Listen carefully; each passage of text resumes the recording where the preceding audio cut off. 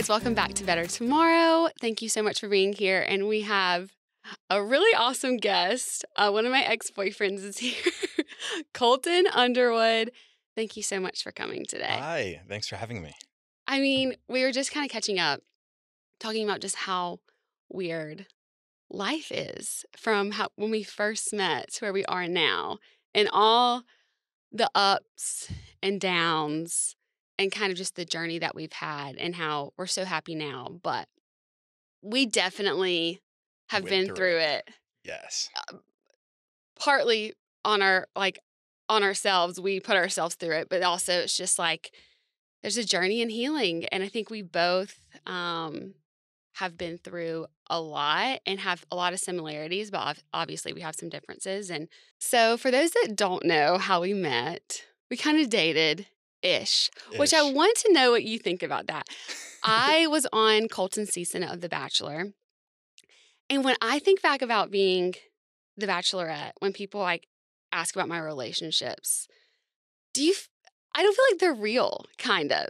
Does that I mean, some of them, yes, but how do you really date multiple people at a time with a lot of cameras on you? Like, yeah, how do you feel about that when people ask you about, when I say, oh yeah, we dated? It's like, did we? Yeah, and that for me is obviously just, I'm sure in your own ways, but a very loaded question because I I think I've already said this before, but like going on the show was a weird form of like conversion therapy on myself. Like I was really committed to becoming straight. Mm-hmm. So I was trying to put myself in situations in which I would like have to date women.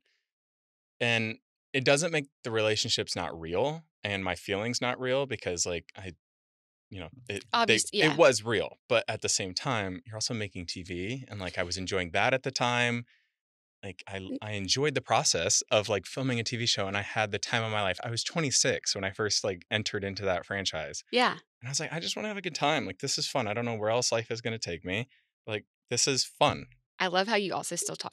You want to make good TV. I wanted to make good TV too. I couldn't. Yeah. We like to be good at things. I think that's weirdly what got me the gig. Like I remember meeting with Fleiss and I was like, I like looked him in the eyes and I go, I will make you one hell of a show. And I like told him that in our one-on-one meeting. And I was like, I will play ball here. Like my only thing is just like, don't mess with like my top three. I'm like, but other than that, like, let's play ball. Like, let's make great TV. I'm going to crush this for you. I didn't have a career to go back to. I was leaving the NFL at the time. And I was like, there's no like, go back to your day job after this. Like entertainment was like what I was going to see if I liked and I enjoyed. And I did. Just, I didn't know what part of it. And until now. So. Yeah, for sure. I feel like I had a similar conversation with, them possibly wanting me to be the Bachelorette. I was like, I was such a like purist. I feel like I really wanted to like find love on that show. Because I don't know. I just thought, oh, God's opening this door for me. Like this must be something I should like step into. But that is part of it as a lead. Like you have to be able to play ball and lean into certain things for the sake of a good TV show. But that gets really complicated when it's also like your real feelings and like relationships and other feelings of the people that you're dating get involved. It can get like really messy because then. But here's the thing: when I was filming it, like. Once you're in it, and I wasn't really like thinking about my sexuality, like on the like it wasn't a conscious like thought for me. Like as I'm like going through these dates with women, I wasn't like consciously saying, "Oh, I wish this was a man." That was not really my intent. I was actually very present in that moment and place and time for me because I felt like I had to be to become straight, if that makes sense. So, but I do relate in the fact that. You do things outside of your character and your values for the sake of the show that then you have this internal struggle with. Our last date, I went and met your family, which I'm like, oh my gosh. Which, by the way, my dad and mom and bonus mom love you and adore you. Thank you. We're your the number one. You were the number one on the family's radar. Oh Just my FYI. gosh, that means so much to me They because I loved felt you. like I kind of killed it with your fam. And I was You like, did. thank you. Yes. But I was shocked because I was like, oh my gosh, this is a really big date for him to like pick somebody to go on. Now, knowing After being in my in your shoes. shoes, that might have not been what you wanted to do. Right. And so I think I was just like shocked, more of like, oh my gosh, why would he give up this date if he knew he was going to send me home? Yeah. But then I feel now on be on this side, I'd be like, man, why did they do that? That was a big date for not like if I was not the person that you Yeah. wanted to be with. It's just so That was the murky. start of the spiral for me as far as Yeah. being like the lead in what happened on my season was I started having major trust issues after that because I was like, After I this would one, never, well, after after yours, mine, because I said to them, I remember I was like, I would never introduce somebody to my family that I was not going to be moving forward with. So the yeah. fact that I'm wasting my family, Why do you think they made you pick me for that? Do you think they were already like, we want her to be the who kn- bachelorette? Like, yeah, who why? knows? I mean, they're very good at their job and they probably had a plan. I resisted it at the beginning. Like that, like I said, like that was like the spiral for me where I like met with the EPs and I was like, no, like you cannot do this to me. Hmm. And they were like, well, you give and give, or like you wanted to make a good TV show. This is what you got to do. Like it was one of those things that I was like, oh, okay, I am not in control. That's a really hard. Yeah. That would be really hard for me, Because you're especially. bringing family into it. And then also on mine, like I and I'm sure you felt the same way, but like you really want to protect your circle and your people. Like my family didn't sign up for the show, I did. Hmm. They were very gracious about being a part of it and I dragged them into a whole nother Netflix show. So like my family is rock stars and A plus and I love them and adore them forever for playing, you know, playing ball with me during my career. But um yeah, I just feel guilty with them too. Like there's Yeah. a lot of guilt and a lot of shame that's tied into like that. I want to backtrack though to not only did I have the date where your parents got to like meet one of the contestants, the people you were dating, and you dumped me, but just what was going on through your head meeting me, um, and then I'll tell you what my thoughts were from that date too. So it's interesting. I just like I remember you being outgoing and had a big personality and I was like, "Oh, this is like an easy first. Like Hmm. let's just get into it." And then like we got on the date And and it like wasn't. there's like for people who don't know like production and the TV world, there's like boom mics that are like these furry things that hang down and They're like are right here. yeah, they're like You right don't in your see face, them. but you don't see them because the camera like frame keeps them out. And Hannah was a little obsessed with like the microphones being there. She was distracted from like the cameras and like commenting like verbally on these too. So like our conversation, we'd be mid conversation about something personal and then it would be about audio, camera, what's going on and I was just like, "Oh, it's just taking me out of the date. Like I can't actually get to know her because every time I like ask a question, she moves to like the audio or the camera guy and Well, that is ADHD. That was not diagnosed at that point, too. But yeah, I could not. I mean, that was only my second day right. of that experience. And when you're on a one-on-one, like it's very different than being in a house full of girls and them filming everything. So like I guess I fully didn't know I wasn't prepared in any way, Yeah. which you can't be. Well, I was on my third show at the time because I did Bachelorette to Paradise, and this was all back to back. So, Yeah, like, I thought I was a pro. I was like, oh, like, get with it. Like, this is like, you get into that for mode. And sure. I was deep into that off of like 7 months of just like filming TV in my life. So, I was used to it. And I didn't think about the perspective of like, oh, this is like the first time she's experiencing like cameras and microphones in a heavy production. Yes, that date was a big realization for me because I really credit the show for me like finally like stepping in to who I am in a lot of ways. And I think the friction of that date for me was like wanting to be what I thought I should be, Yeah. which was like pageant girl, say everything perfectly. And that's just like not who I am at all. Right. And like feeling that friction of, okay, if I'm going to date this guy, or try to get to know this guy. I need to be my full self, but I'm also on TV. I'm so glad I had that date because then I was like, oh, well, I guess I'm just going to be myself and got all the crazy and all the fun and the good. I mean, there's a lot. I tell people like being a contestant was so good for me. I loved being a contestant. Did you enjoy being a contestant on Becca's season? Or were you more like, no, I liked being the Bachelor? I don't know if I was more comfortable as a contestant Yeah. because being a contestant weirdly felt like a locker room situation to me. It was like the Yeah. boys club where I knew I could fit in and hide and like chill and, you know, I was more comfortable in that situation. I think being alone and solo on the other side of it, you constantly have producers asking you good questions. And like for me, my virginity was a big storyline and I never wanted it to be. But then you have people poking and prodding on that. And like I could never like answer it because I am and still am a man of faith, but it wasn't my sole reasoning, obviously, of me being a virgin. Yeah. And I could never say like Well, there that was no our space. first conversation. Right. There was no space for me as the Bachelor to be like, I'm questioning my sexuality. Nobody would have ever understood and or like they You're would like, what be are we doing what here? are we exactly. So I just couldn't be honest with myself. I couldn't be honest with people, and it just it was complex. Yeah, for sure. That was one thing that kind of my alarms went off, like I said. But the other two things that you did on our first date that I thought, oh, he's not what this is interesting. We were in the hot tub in the desert. I don't know if you remember this. Yeah, of course, Bachelor, hot tub, desert. Yes, Makes sense. No, but we had to go do our ITMs, which are like our in the moment. It's like when we do our interviews by ourselves, basically. And they're like, okay, Colton, Hannah, like you go this way, and Hannah, you go that way. And you were like, wait, what? And I had already started walking. You're like, where are our shoes? I'm like, what do you mean? And you're like, I just got a pedicure. And I was like, wait, what? And I was like, Colton, if I can walk in the dirt, you can walk in the dirt. And you were like, but no. I was like, okay, this is funny.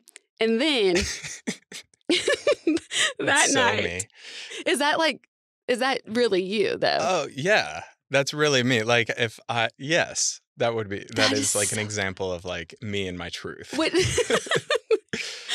And then we got ready for the night, and I had on just like some cute heels, and you're like, oh, I like your shoes. You're like, are those Stuart Weitzman's? I was like, yeah, they are. Oh my gosh. And you're like, I love their boots. And I was like, me too. And then I'm like, wait, this conversation is not the conversation I thought I was going to be having. Are you supposed to be my gay best friend, or am I dating you? That was honestly probably one of my favorite conversations. I'm like, oh my gosh, yes. You're like, he knows pedicures and manicures, and he knows fashion, women's fashion. But like, you were always pretty open about like, no, like I like to look good. Yeah, there's lots of things now when I reflect. I'm like, oh. Yeah, I thought I was doing a good job hiding it, but they were. Here's the thing: like when somebody says they're straight, you have to believe them. You believe they're straight. Yeah. In that same vein, did you have things that you were actually interested in that traditionally are seen as more feminine, or were you always like truly into sports and things that are traditionally looked at as masculine? Yeah. And did you lean on those things to hide that you were, struggling with or not even struggling, just that you were gay? Yeah, totally. I think the phrase toxic masculinity gets thrown around a little too loosely and recklessly, but there was a lot of those just growing up in a locker room, growing up in the church, that sort of shaped and formed who I was going to be as a closeted gay man. That's like the best way to describe it. I could not get in touch with my feminine side. Okay. I didn't want to explore it because like if I explored it and made it real, and that goes from emotions, that goes from, shopping. I wish I would have been in theater in high school. But I couldn't have done it with football. So there's lots of things when I look back, I do have a lot of, I wish I would have done this, or I wish I would have paid attention to like me really wanting to explore this side of me that I get to do now. That's really cool. And I'm more in touch with like my feminine side and my emotional side and communicate. It's made me a way better partner. It's made me a better human to actually like tap into like what people want to, deem as feminine qualities. I think it's really important that I do that because like it actually makes me a whole human being instead of like this questioning and a little bit bitter and weird because I was holding a lot of resentment against like Mhm. people who could actually fully be themselves because I couldn't. So I think that's like the best way to explain it for me is this like being in touch now with my feminine energy and feminine side doesn't mean like I'm changing who I am. It's like if anything, it just means I'm becoming who I was meant to be. Yes. No, I mean, we all like uh, have masculine and feminine energy. Like feminine energy is like the way that you allow yourself to flow through life and to Totally. be like present, regardless if you are heterosexual or or homosexual. We should have both in a balance. Does that make sense? Like, Yeah. has that been something that you still find yourself like struggling because for so long you wouldn't even allow yourself to be like the person that you really are that has layers of emotions and Totally. energy and um feeling.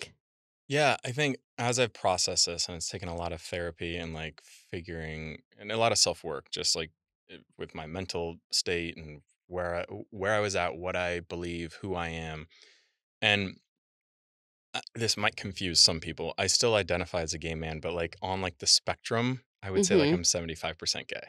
Right? Okay. Like there's still like an attraction and appreciation and an emotional connection that I could still have with women, Mhm. but like I'm not like I don't want to pursue that. That's not Yeah. my life partner. My life partner is Jordan and like Mhm. a man, and that's what I've always wanted. But I never felt comfortable saying that, and like I honestly didn't even know like that was like the case until like I sort of sat with it and like really Mhm. figured it out. But I like if I was to break it down into percentages, give or take, like that's about where it's at. And I know that might be confusing to some people, but you know, I think that's where just like masculine and feminine energy, like the sliding scale and it Yeah. changes. I think that's the easiest way for me to explain my sexuality and, Yeah. and exploring that. And then the complications of locker room environment and that's so gay being thrown around or, the F word and not the one that ends with CK Mhm. getting like out Yeah. there, like a lot in locker rooms and a lot in the sports culture. I think that's why I'm so invested now in like helping that my Mhm. communities. I think like that I didn't realize how big my communities were until I was coming out where I was really scared to come out and alienate my Christian community.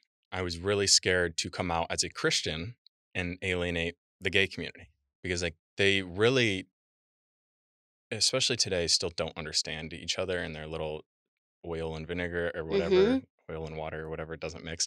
Um, so I was like, just I didn't want to lose my communities. So I was like, Mhm. if I come out here, I have to come out here, and then like it's just like this push pull and this blend, and then now I'm just like I've processed it, I've worked on it, and I've like sort of figured it out for myself. I don't Mhm. know if I've figured it out and solved it for everybody, but I at least like can figure it out for myself. Well, and that's the most important. Exactly.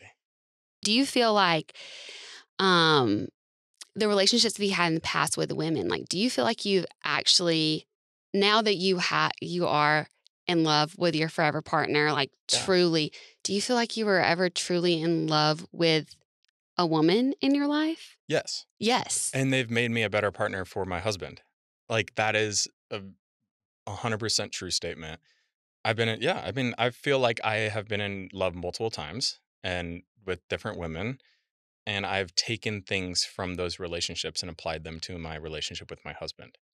And I've now been able to like reflect on some of those too. Obviously, I I've become a much better partner. And I think that was first and foremost like the most important thing before I even got into a relationship with Jordan or when I first started dating men after coming out is just like the self-work and like figuring out what I wanted. Like I took bits and pieces of like what I wanted from my relationship with women and Mhm. just put it in like into a relationship with a man. And Talking about your communities, how has that been? Because I think it makes it also like you're just a layered person. You got a lot. Because I feel like I've b- lived 3 lives, yeah, like like, completely different lives. It's but wild. being a Christian and being open about your faith and also being gay, like how have you navigated that? How have you been able to bring those two communities together for yourself to find peace? Yeah, I think for myself, what I've realized is that my relationship with God and my faith and what I believe in who I am and who I want him to know I am is between me and him, quite Mhm. frankly. And also I can and how I act and how I treat others. I think that's like first and foremost. When I discuss this publicly, there's still a lot of disagreements, which is Mhm. fine. And I used to, when I first came out, I had a folder of these messages that I either received or comments that were sort of shaming me for being gay from the religious community. And I shared them once or twice on my socials of just like showing like this is not the example of Christianity. But then what I started doing after a couple months and a lot of self work is I started collecting a folder of gay men and women who reached out to me that are Christians and said, I can't find anybody else who talks about this. Like you're like the only one that I see. How's it going? And asking questions and they're curious. And I'm like, oh, okay, I'm not alone in this. And I don't have to take on that negative emotion when I can look over here and see the positive like help that I am giving out and like Mhm. hope for this. So that's been interesting. I will say I'm still very much on the journey. Uh, I don't have it solved even for myself. I know I'm a man of God, and I don't know how else to put it. I also like think it's important to say like I'm I struggle with the idea of structured and organized religion now. That's Mhm. and that's mainly just from my experiences with having conversations with pastors about being accepted in their church. I even after I came out, I attended services a couple times, and the anxiety that I would get from sort of holding my breath, waiting for them to take a stance against homosexuality in their building and then in their church was nerve wracking because I knew there would be some eyes on me if that pastor was leading the sermon and said something. People would look at me and see, how are you reacting? Why are you standing in this building if he's openly saying on that stage that you aren't loved? Like, so I don't have all the answers yet. I definitely think that I hold a responsibility of sharing when I do, um, Mhm. on my own timeline, but I'm very much on it, but I'm still very much in it and like in a good place with it. I'm glad that you haven't allowed those really negative shame people who are like full of shame themselves that like dispute on other Yes. people um draw you further from God. It almost seems like it's allowed you to like find this personal private space to be with Yeah, God more, would you totally. say? Yes, it brought me closer for sure. Like after coming out, I was like, oh, okay, like now I can have a relationship with God where I don't have to pray that I'm not gay. Like I can actually like talk to him about other things and you know, I can really just bring in him into my life in full where it's not like Mhm. every time I was talking to God or I was praying for something at the end of it, I just it sounds so silly, but I would be praying, for guidance here or like for my health and safety during football. But at the end, it's like, and also if you can make me straight, that would be great. Like that was sort of almost in every one of my Mhm. prayers and my conversations. So like the fact that that was gone was so cool because then I was like, oh, okay, like it's not conditional. It's not like Mhm. on this condition of can you help me? Can you help me? Can you help me? It's like, okay, I am just I am. Yeah. We went to church.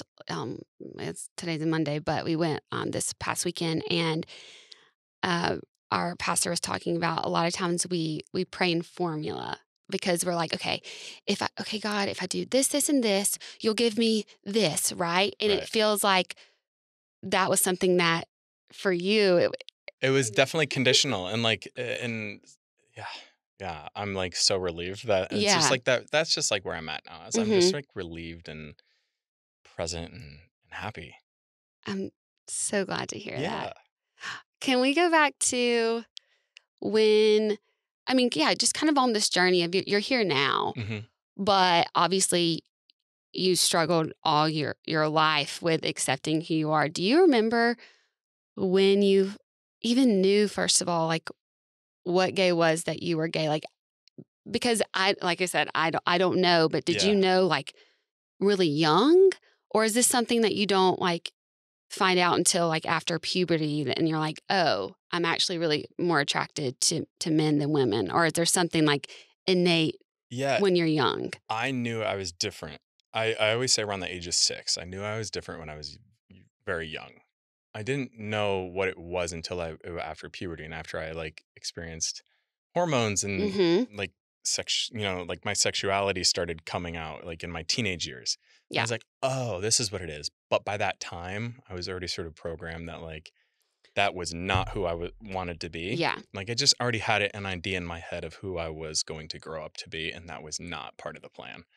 And what was your idea of who you thought you were going to Oh, be? I just wanted to be like a rock star football player, super masculine jock bro. Like that's just like in my vision of The like All American, which you the kind all of American boy, which made I did. seem appear Yes, to yes. On the be. outside, I Yeah. was all of that, but then on the inside, and even like going through it, living a very double life because like there were times that like in private and when I was alone and in college even like where I would like explore my my sexuality privately Yeah. and I didn't know how to balance that and my way of doing that was shutting my emotions off. Or did you like think, oh, well, I'm just like, did you know? I guess, did you even like tell yourself or like try to trick yourself into, oh, this is not me being gay. This is just like, The easiest way for me to just describe it is like I would just shut my emotions off anytime I did gay things. mhm, I mean, okay. that's just like how I process things is I was like, it's a physical experience and that's all that I want this to be and that's all this is going to be and that's all that I need. Like that's how Hmm. I sort of justified it in my head. I was like, okay, that's what it's going to be. And I left it at that. And that's just sort of how I processed it and how I hid it and how I could live the two lives that I wanted to live. Hmm. You said because of The Bachelor, like you think that's the only, it's a lot of to why you are living the Mhm. life that you are today out. Do you ever like think about that and think, oh man, I wish I would have come out sooner and this wouldn't have been the journey? Or are you like, this journey has been like hills and valleys and mountains and all the things in between, but this is kind of the way that it had, you believe it just like had to be for you? I yes, I think I could have done things a lot better. Hmm. I could have handled situations so much better, and I wish I would have.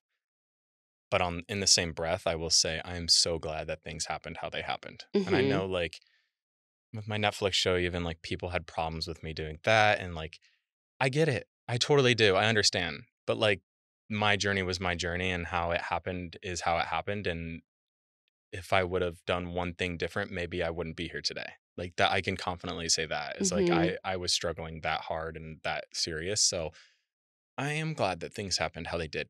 But I also can acknowledge that I made mistakes. I Along the fell way. Yeah. short. I messed up. And I'm so incredibly sorry and in just like a completely different I feel like I'm a completely different person after coming out and like having the sense and having being able to process things how I Yeah. can now and like being in touch with my emotions and feel, I mean, there's still a big chunk of my life that I won't really have closure on because I can't go back in time and handle different things differently. I wish that I could, Hmm. but I have to be at peace with that now. So yeah, I am in a place where I'm sort of grateful for the opportunities that I've had. I'm grateful for me sort of navigating my career now too, where, like I know my time in front of the camera is going to be on the limited side now. And I Hmm. love creating on the backside. I love helping people. I think like it's given me so much clarity in my life, not just in my personal life, but in my professional life too. Also, I want to talk to you about your mental health because that's something that I think has been, that I really admire you about, because I also have like struggled with my mental health. And had you always struggled with your mental health even before, the aftermath of being on the show and then getting to where you are today? Yeah, I grew up with a family that just didn't believe in mental health. Yeah. They just believed you grit your teeth, you get through it, and it's tough times make tough people. Like that was the Hmm. attitude. And same with football. Like that's very much the mantra there is you do not let anybody see you cry. You do not let anybody see that they got to you. But on the same time, you can be emotional in joyful ways, but you can't be emotional in sad and hurtful ways. So Yeah. it was sort of that shaped me into my mental health journey. I, you know, I think you probably had it on I had a doctor and a therapist on set with me Yeah, but during I didn't use them. my first therapist was in 2017 when I was playing with the Oakland Raiders on the practice squad, and Okay. I was hurt, and then my dog died.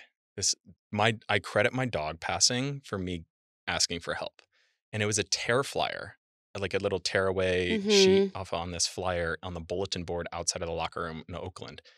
And I remember I snuck in there after hours. Like I made sure nobody was in the building and I tore one off. And like I did it and put my hood up and hat on and like because there's cameras for security purposes and Mhm. I just didn't want the coaches to know I needed help. I didn't want the players. I did it so shamefully. And when I tore it off, I called the number and I got my first counseling and therapy session. And that was a big part of my story was the shame rooted around therapy and asking for help. Mhm. And then I did, and then I went through a really I mean, it's pretty public at this point, but I went through a very public, like, mental health breakdown Mhm. and spiraled quickly and abused certain medications and just there was a week in my life that I didn't think I was going to live, and there was a morning for sure that I was surprised I even woke up. Was that all around your It was all sexuality, or was it it was just all around everything? COVID. So, like, COVID as much as I could say, yeah, the show helped me, so did COVID. I mean, COVID stopped my life and stopped Yeah. everybody's lives in their track. So I couldn't like keep running for myself. I couldn't move to the next project. I couldn't be on TV again. I couldn't have a podcast. I couldn't have any of these things that like I would pour myself into so that I didn't have to worry about my sexuality and that identity. I totally So I kept relate to that. running. Yeah. And then finally COVID happened and it came to a screeching halt. The relationship ended that I was in. I was just in a really where it was like, I think that relationship was the last one that I was like, this isn't it. Then I probably should not be here. Like that's sort of where I was at mentally. And then, things Why did you happened. think that? Just I didn't think there was, by me going on the show, I was like, I am putting it out there that I am straight and like that is who I am. So I didn't think I could walk that back. Like, I, like, was so convinced that, like, I put myself out there so publicly that I could never walk it back, and, like, I'll have kids, and then I definitely can't walk it back, and then I'll get further on in this relationship with a woman, and I can't walk it back. That was my game plan in my head. I mean, that's just sort of how I was approaching things, mhm. just so terrible, and But obvious it's not I wouldn't say it's that uncommon for a it's not lot because of people. For people who are, like, in the mess of it all, you have, like, reached the other side of that. But what is life like now? I mean, you are in 2 years less than 3 years, 2 years, it's been, I think, 3 years since came I out? came out to my mom first. Okay. Yeah, and then I Yeah. came out to everybody in my family and in my circle, and then publicly. It's been In 3 years now, you're married married. to a Yeah. man. Yeah, and I think that's also why, like, people are like, "Oh, he went into a relationship too soon." I was like, I had done a lot of work, and I had Mhm. also dated a lot of people that helped me do that work and put that work in, and as much as people wanna say, like, the show's not real, it does and I'm sure you can maybe relate to this with Adam, but, like, it does give you a toolkit to date intentionally For and sure. like, ask questions that you never felt confident if he's like, "If I could ask this question with a camera and a microphone in my face, I can ask it to you in private on, like, this random date, like, and Oh, for hold you sure. accountable." For sure. So, like, I had good tools, and I dated a couple different people before I met Oh, Jordan. because I was gonna ask that. So you Yeah. did date other men before Jordan. Yeah, I did. Had you, like, really formed an emotional connection with any man before Jordan? Um, yeah, I was starting to. Mhm. Yes and no. I was starting to, but it didn't feel right, and then I, was pulling out, and then there's certain there was, like it's just dating in the gay community was different, and I was still learning it, and I was What exploring does it. that mean? What I loved and appreciated about that phase of my life is, like, Mhm. in the gay community, in our our community that there's like this presence of like no rules, right? Where like they sort of throw out all the societal norms, which I think there's beauty in. Mm-hmm. But I will say that also made it harder on me because I was like, okay, where are my core values? Like, yes, I should explore this and like not judge this. And like maybe that works for them, but this does not work for me. So like, Because we're all unique and different, and we all date differently. Like, it's not just like, oh, you're right. gay, so this is the way that you Correct. date. Right. Right? Or now that you're out, you're going to watch Drag Race every week. And it's like, no, I still like the challenge on MTV and I still like watching Sunday Night Football. Like I still like all of like that's still me as a human being. But like now with Jordan, like he's I don't even know like how to explain it. It truly is my soulmate. Like he's the best. He really is. Did you know that immediately meeting him, or? Yeah, yes. I mean, I think I knew early on that it was very special and very different, and I wanted to like keep paying attention to this, but I also like knew too like I needed to take care of myself, and I didn't want to like fall again on my face. And any move that I made, like we kept our relationship very, very private at the beginning. Like we just, in all intents and purposes, like really wanted to protect our bubble, protect our relationship, and I still very much do that, and it's a big part of our relationship is sort of protecting one another and what we have. And because you know, like you get a lot of scars from people being all up in your business, and They didn't sign up for that. Can I ask, did Adam watch your season? No. Jordan just did. What did he feel? Oh, he liked you. He's a fan of you. Okay, great. Why? Well, it got to a point he did not want to watch because it got to a point where we'd be out in public and fans would come up and say something, and he was like, I feel like a dick, like because they keep coming up and be like, what did you think of this? And he's like, yeah, I didn't watch. And it's like, how could you not watch this part of his life? Like, and he was like, I sort of felt like an asshole. So he went and he watched it so that he can talk to people, because like there were even like, you know, there was these two lesbians that came up to us at this bar and they were like, we really like this. And he's like, we sort of hold a responsibility as a couple now. He sort of felt and said this. He's like, we sort of hold this responsibility to like, you know, say hi. And he's like, I know I didn't sign up for this. And I know I'm just like your partner, but like you know, out of respect for your fans and for your people, like I wanted to watch and educate myself, which at first, when we first started dating, I said, please, out of respect for me, do not watch my season. And then a year, 2 years in, he goes, hey, can I watch? Because like I need to change the way but that with you, did you have to watch it with him? Bits and pieces. I was It's like, funny oh, because gosh. I would be like downstairs and he'd be upstairs watching, and you just like hear him either like laugh or be like, oh my God. And then he'd be like, how did people not know? That's what he said that multiple times. And then the best is like when he'd be like, why did you keep her? Like he was so strongly opinion. I loved it. But he liked me? Oh yeah, he liked you. He like, didn't. I told him I was coming here today, and he goes, tell her I'm a big fan. I was like, okay. So, oh my gosh, I'm a big fan of him. Yeah, he's great. I think he's so cute, and I love y'all together. Yeah, I want Adam to watch your season. Oh, I'm gosh. like that. I think that's funny. Like I look back at myself and I'm like,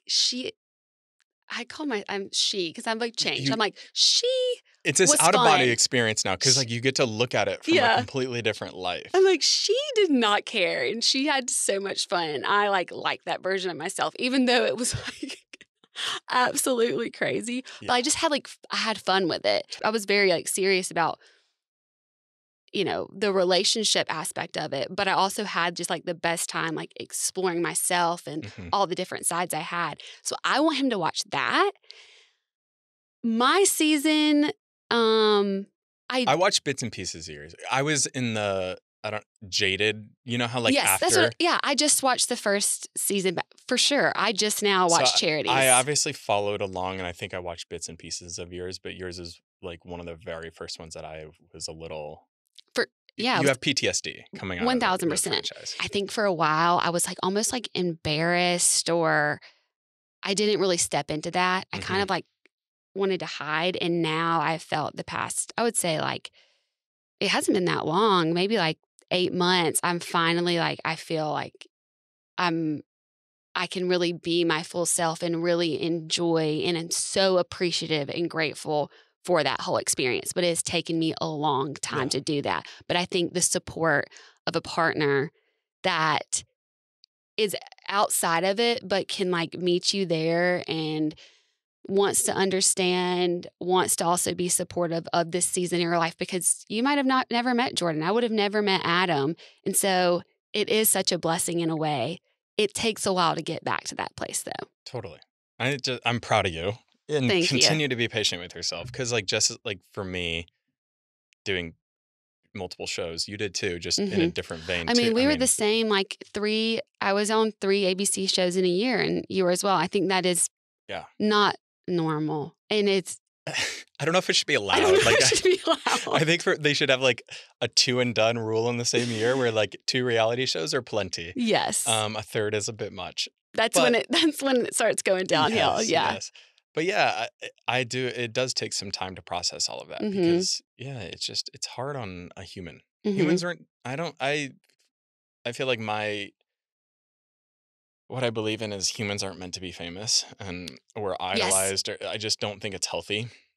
And I think I loved being famous for 18 months.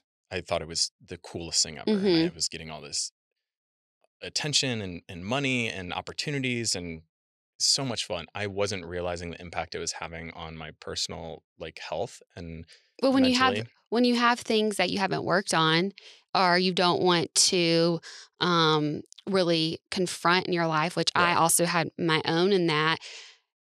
Fame is great because it's a distraction. You can just go on from one thing to the next. And when I really relate to the COVID thing, I was like, oh, now I don't have anything to distract me. And now my friends actually can get in touch with me and ask me how I'm doing. And now I can't lie. Yeah. Or I'm going to have to find something else. So then I just found TikTok, it's just that, that like you said, like it was like a really hard time, but COVID kind of helped get me back to grounded in a way. It's still been really hard. Humbles, yeah, for sure. And fame is just very interesting. But then, like I said, there's like this whole other side of all the impact that you can make with the things. Once you've like done all that, it's like, what do I really want to do? Yeah. And I feel like you have stepped into that now with what you're doing. Can you share with everyone, like what is the thing that you're focusing on now in your life? I think right now, like what I'm setting out to do is create content that bridges our country. I really want to make content that is impactful to middle America and is patient with them. Because I think right now a lot of people are mad, a lot of people are angry and yelling, and I think there's a place for protest and there's a place for that. But there's also like space and a place for people to be patient with people, to hold their hand and bring them along on this journey. So a lot of the work that I'm doing right now in entertainment is more behind the camera, and it's creating shows, both scripted and unscripted right now, that do that speak to middle America, that talk about, a lot of queer sports stories, a lot of shows rooted in shame. Just like I'm drawing a lot of parallels to my life and a lot of the shows that I'm working on.